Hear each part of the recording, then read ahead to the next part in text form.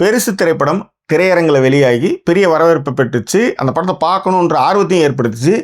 இப்போ ஓடிடியில் நெட்ஃப்ளிக்ஸில் ரிலீஸ் பண்ணியிருக்காங்க. படத்தை பார்க்க ஆரம்பித்தோம், குடும்பத்தோடு உட்காந்தோம். ஆனால் படத்தை பாதியில் நிறுத்திட்டோம், ஆஃப் பண்ணிட்டோம், 10 நிமிஷத்துக்கு மேலே பார்க்கல அப்படின்ற தகவல்கள்லாம் நண்பர்கள் தெரிவித்தாங்க. காரணம், நான் பெருசு திரைப்படத்தை பார்த்துட்டு நான் ஃபேஸ்புக்கில் எழுதும்போது குடும்பத்தோடு பார்க்க முடியல அப்படின்னு அவங்க சொல்லியிருந்தாங்க. ஆனால் நீங்கள் எல்லா படத்தையும் குடும்பத்தோடு நம்மளால் உட்காந்து பார்க்க முடியாது. ஒவ்வொரு படத்துக்குமே சர்டிஃபிகேட் இருக்குது, ரேட்டிங் இருக்குது. 12, 15, 18 அப்படின்னு ரேட்டிங் இருக்குது. பிஜிலேருந்து ஏகப்பட்ட விஷயங்கள் இருக்குது.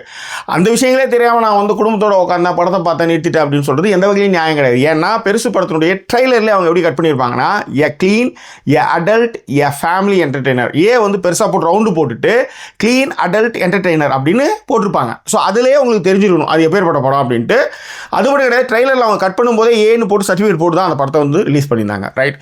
இந்த படம் 2023 ஸ்ரீலங்காவில் டென்டிகோ அப்படின்னு ஒரு படம் ரிலீஸ் ஆச்சு. அந்த திரைப்படத்தை இளங்கோராம் அவர் தான் இயக்கியிருந்தார். அந்த திரைப்படத்தினுடைய தமிழ் ரீமேக் வெர்ஷன் தான் இப்போ நம்ம பெருசுன்ற படமாக நம்ம பார்க்குறோம். அது மட்டும் கிடையாது, டென்டிகோ ஏகப்பட்ட ஃபிலிம் ஃபெஸ்டிவலில் கலந்துக்கிட்டு நிறைய அவார்டுகளை வாங்கிய ஒரு திரைப்படம்.